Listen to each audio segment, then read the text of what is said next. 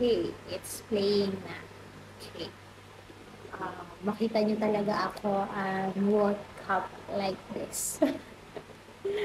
Talagang woke up like this kasi parang 2 weeks na yata ako nakahilata lang sa bahay kasi sa life updates natin, kung time life updates. Okay. So, woke up like this ako ngayon and 2 weeks na yata ako nakahilata lang. So, sa mga susunod ako doon, pinag-chika-chika yan. Kung bata ako nakakilala, hindi pa ako ready pag-usapan ngayon. So, medyo mataba tayo talaga. Kasi naalagaan na naman tayo ng nanay natin eh. Okay. So, wala kasi akong magawa ngayon. Kaya, wala rin ako makausap kasi di ko umuwi sa partner, nagtatrabaho pa kasi siya ngayon. So, naisipan ko gumawa ng content kung paano ko ba or paano ba namin nakuha tong bahay namin right now. Kasi nakuha ko to sa Pag-ibig Housing Loan through acquired asset. So, ang ginawa ko noon, so habang nagkukwento ko, syempre, ayusin ko na rin yung itsura ko, no? Para pag natapos tong bini-video ko, presentable naman yung mukha ko, meron akong pang thumbnail. Okay, so play ko naman yung box. Okay. So, ayos-ayos tayo, okay? Chika-chika. Ano ba yan? Ay, yung mga dogs ko kasi, galit na galit yan sa mga dumadaan dito sa bahay. Parang kapag tumawid ka lang dyan or naglakad ka lang malapit sa parameter ng bahay namin, magkakahul-kahul na sila. Yan, parang kung may dumaan na tricycle or may naglakad dyan sa tapat ng mga bata, naghabulan. Yun, alam niyo naman yung mga chihuahua parang sobrang sensitive nila sa sound, sa noise. Kaya kahit hangin lang yan, tatahulan nila. Anyway, balik na nga tayo dun sa topic. At sobrang hagard ko. Pero okay na, content din to. Hali, yun na nga yung topic kung paano ko nakuha yung bahay. Kasi, way back 2017, pagka-graduate ko, yun talaga yung goal in life ko na magkaroon kami ng sarili naming bahay. So, nag-start ako mag-inquire sa mga pre-selling, yung magbabayad ka, magda-down payment, magre-reservation pa lang muna, ano ba yan? Sorry. Medyo nalilimutan ko na. So, yun. Naglo-loading yung utak ko. Parang magre-reservation ka muna ng mga 3,000, 5,000, 10,000, depende sa property. Tapos, pagkatapos mo ng reservation, magda-down payment ka ng mga nasa 10, 15, minsan 20 pa. Depende ulit sa property and yung location. Minsan merong mas mahal talaga, lalo sa mga condo unit, di ba? Ayun yung mas mahal. Pero, yung sa akin, wala akong reservation na ginawa kasi ang bahay namin is nakuha namin through acquired asset ni Pag-ibig.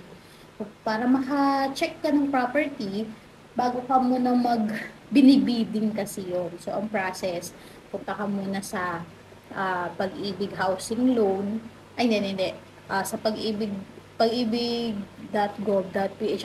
Ilalagay ko na lang yung link dyan kung saan yung makikita yon. Tapos, i-click mo doon yung properties, tapos through properties, i-click mo yung acquire asset.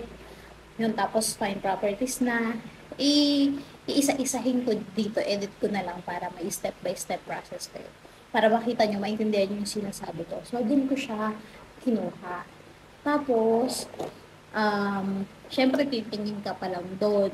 Andun pa lang yung magkaka-idea ka kung ano yung mga property na open for reselling ulit. Parang binibenta kasi ni Pag-ibig yung mga hindi na tumuloy na hulog ng bahay. Ganun yung para bang dumaan sila sa pre-selling process pero at some point parang ayaw na nila yung property na yun, hindi na natuloy, ganun, hindi na nabayaran. So, para siyang mga foreclose, para siyang ganyan. Pero, ang swerte ko naman kasi, ang nahanap ko is totally, nung nalipatan ko to, 2 years pa lang siyang nakatayo. Totally, hindi pa siya naterhan, hindi siya totally talaga natuloy. Ewan ko, ano nangyari, baka nagkaroon ng financially problem yung dito, reserve, ganyan. Tapos, hindi na nga natuloy. Tapos yun, inano ko siya, binid ko siya sa Pag-ibig. So, ang process nun, pupunta ka kay, pupunta ka kay Pag-ibig, tapos, syempre, dapat alam mo na yung property na kukuhanin mo. Check mo na dun sa website. Tapos, ipiprint mo na yung mga kailangan mo i-set up. Pero dati kasi, nag-start ako ng bidding ko 2018. Yan. So, 2018, nagbibid na ako ng nagbibid. Dati nga, ang sipag ko pa kasi, ang suggest kasi ni Pag-ibig ng dati, bago ka magbid ng property or bago mo siya parang bilhin, i-visit mo muna yung property kasi as is where is yung property. So, kung ano itsura niya, yun na siya. So, kung may utang man yung ilaw, tubig, or ano man ang may nakatira, bala ka magpalayas, ganun. So, dapat hanapin mo pa rin syempre yung i-check mo. O-observe mo yung property na kukunin mo kung wala ba siyang um, wala ba siyang ilaw tubig pa or may ilaw tubig ba tapos may utang ba kasi kailangan mo rin i-settle yun kasi syempre kung kukunin mo yung property as is where is nga talaga siya. So, pati utang ng bahay na yun, kailangan mong bayaran. Siyempre, kung para makabitan ka ng mga ilaw tubig, kung may utang nga yung umutang, aamin yung tumira doon, ganun siya. So, anyway, tapos move forward. Ito palang inilalagay ko is yung aloe vera, ano ba to? Nourishing hair mask, suitable for all hair types ni Brilliant. Ayan. So, ayan o. So, nasa 300 daw yata to. Pero, let's see. Plan ko din magbenta nito. Ma-advertise. Eh, di yun na nga. Tapos, pagka nakahanap ka na ng property, na-check mo na okay naman sa'yo, ibibid mo na siya kay Pag-ibig. Pupunta ka sa show, yung main office ng housing ni Pag-ibig. Mga tiulo ko kasi ilang araw na akong hindi naliligo eh. Hilamos lang tayo dyan, ang hugas ng kupay. Ganyan lang ginagawa natin. Okay. Tapos, yun na. Pagka nabid mo na siya, napasa mo na yung mga papeles, may ipapakita ko rin later on yung mga papel na isa-sign para makapag-bid ka. So, nag-bid ako noong 2018, tapos, nanalo ako, mapapanalunan mo kasi siya. So, pagka nag-bid ka, marami kayong magbibid, lalo na kung yung pinag-aagawan yung property is unoccupied, tapos mura and maganda yung access ng property, ganyan. So, yun.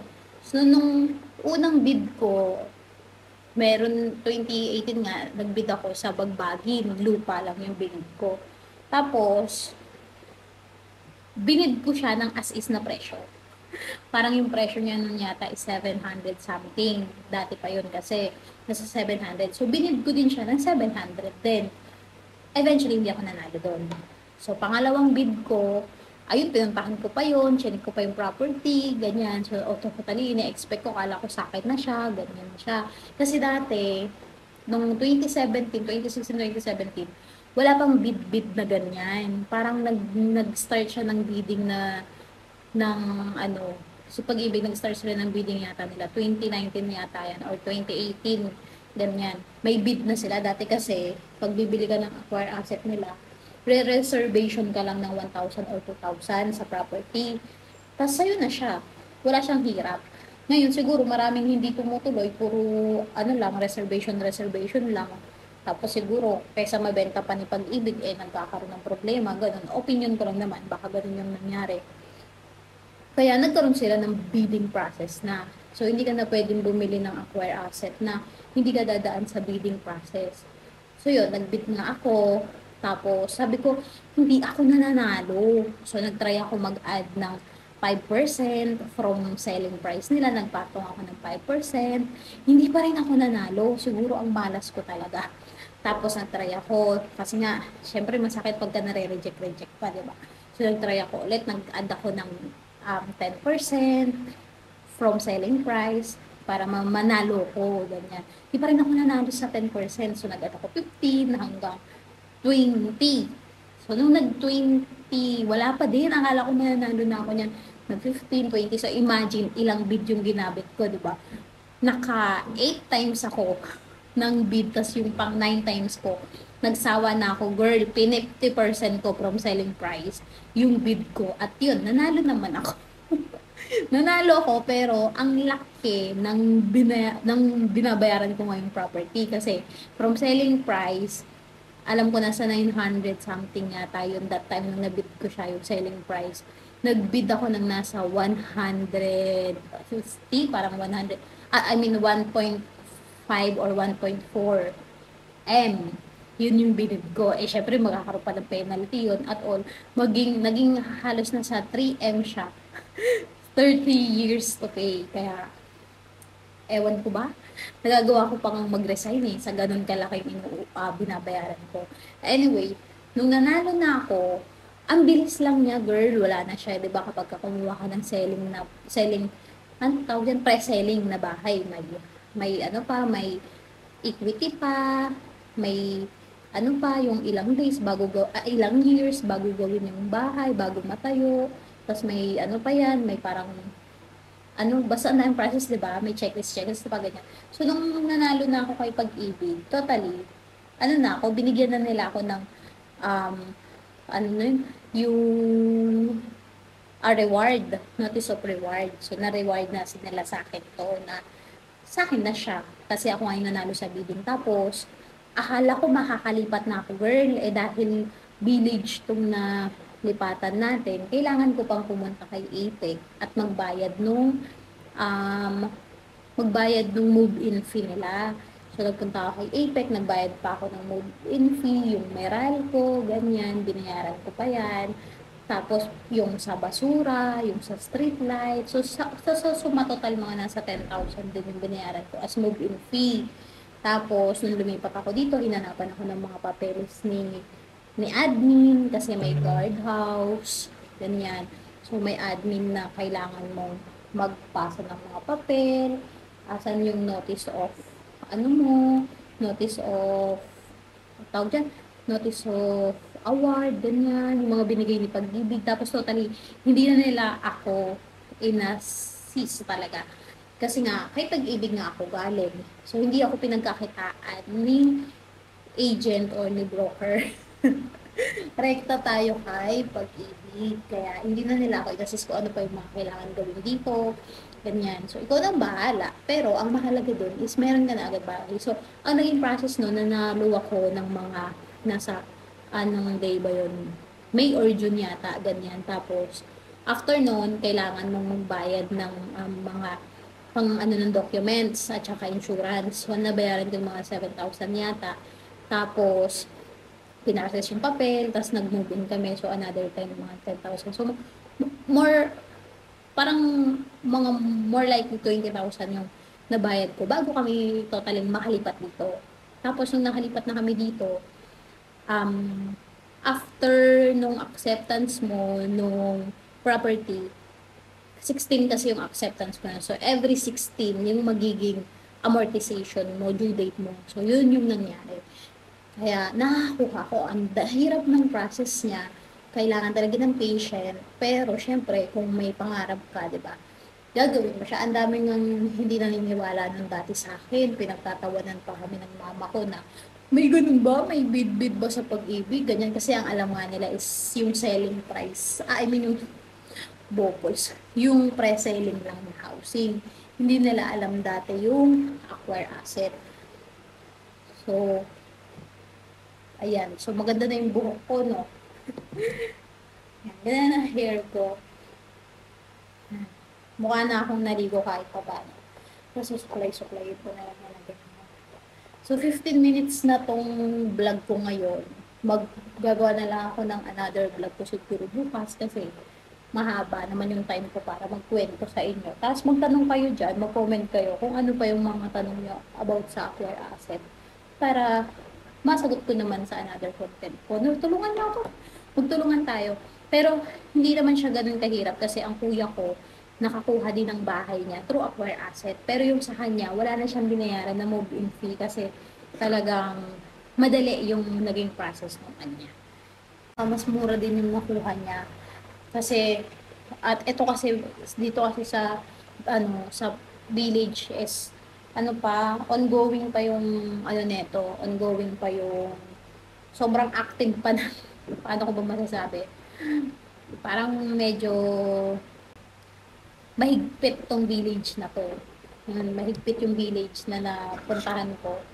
Pero yung dun sa kuya ko, siya, yung mga mas mura, yung para siyang pabahay. Yung aso ko, tinitignan ako.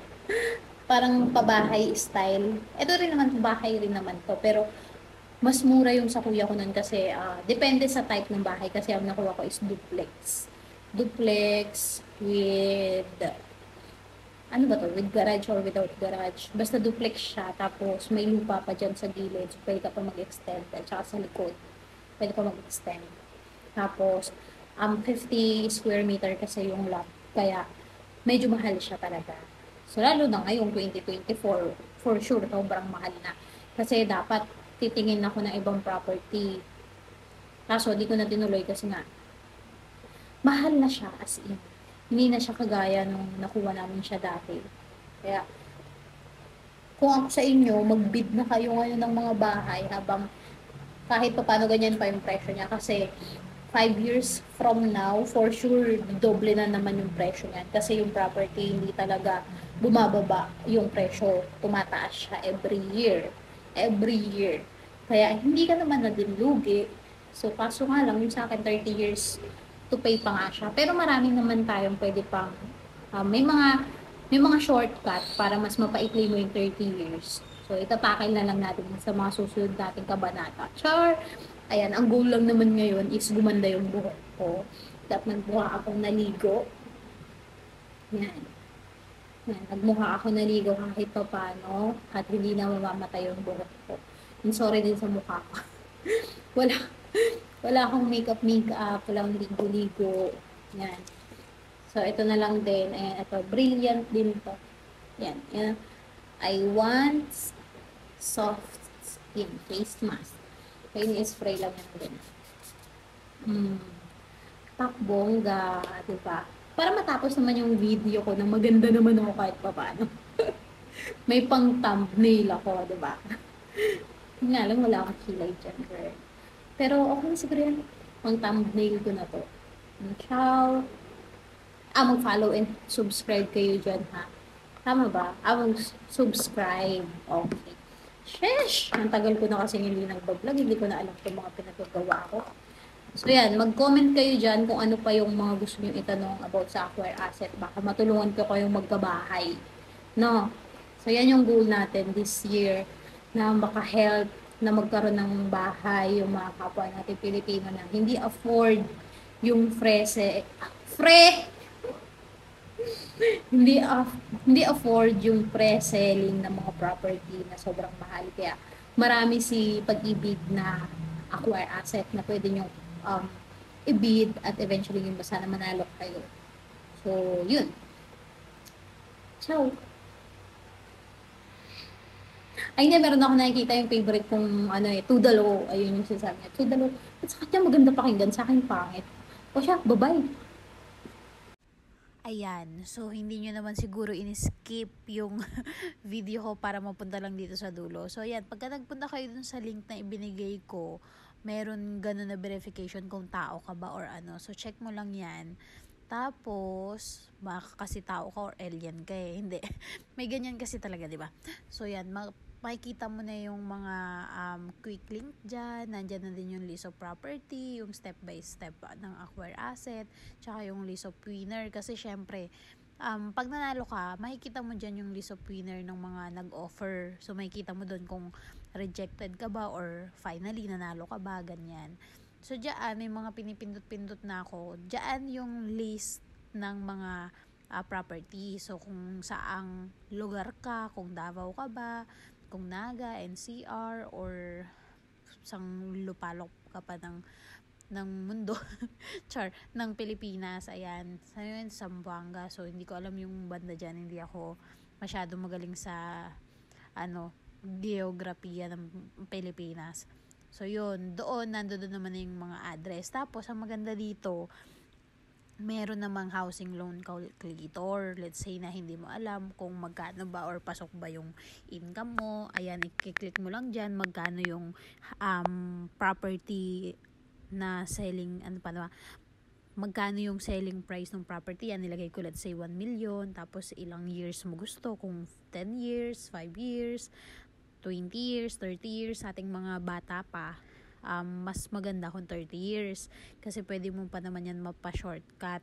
So sa ibang content na yon, kasi nandyan na din kung magkano yung principal and interest, yung insurance, yan yung talagang monthly amortization mo. Yung monthly amortization yan yung talagang magiging monthly mo. Tas yan yung mga pwede mo siya i-print. So hindi mo naman na to kailangan talagang i-print, no? Weird. Tapos ayan na nga, so iniba-iba ko lang din yan. Kung meron kasi yung mga parang yung fixed price period. Yung fixed price period na yan, depende yan sa'yo kung gusto mo ba every 1 year ba magtataas or bababa yung interest ng property mo every 3 years or every 5 years. Ako kasi naka 3 years ako. Every 3 years possible bumaba or tumaas yung monthly amortization ko. So mas safe kasi yon. So 1 year ikaw bahala. Depende ka kung anong gusto mo, kung ilang fixed pricing yung gusto mo. Pwede ka rin magpa-advise kay housing loan kung ano yung guarantee nila. Tapos yan, balik ka lang ulit dyan. Nandiyan din yung mga list of requirements. Yan, kapag self-employed ka, hanggang sa baba, nandiyan naman, kompleto naman to lahat. So yan, parang nina-navigate lang kita kung paano mo siya ma-access. Pero lahat naman yan, pinadali ni Pag-ibig. Yung pinaka-process, madali naman siya intindihan. Ngayon, kung may ibang tanong ka pa, pwede mong i-comment dito sa baba para masagot ko siya sa susunod na content ko. Kasi nga, ang goal natin is ma-help kayo na magkaroon ng sarili nyo ring bahay para lahat tayo Pilipino. Meron naman tayong bahay dito sa Pinas, hindi puro Amerikano lang yung diba yun, nakita pa yung lahat ng search ko yan. So, nandiyan na din yung, again, yung list of property. Yan, para makita nyo pala yung mga available. Ayan, let's say sa NCR yung kinlik ko, ito pwede nyo tong i-print or pwede din na i-download nyo lang ng ganyan. Ayan, nandiyan yung mga announcement nila, yung mga instruction. Ayan, tas ito yung mga property na available. Ayan, i-rotate ko lang para mas malaki ninyong makita sa screen. Ayan, so nandiyan yung wait, di ko makita maigi. Yan, rotate ko lang din pala.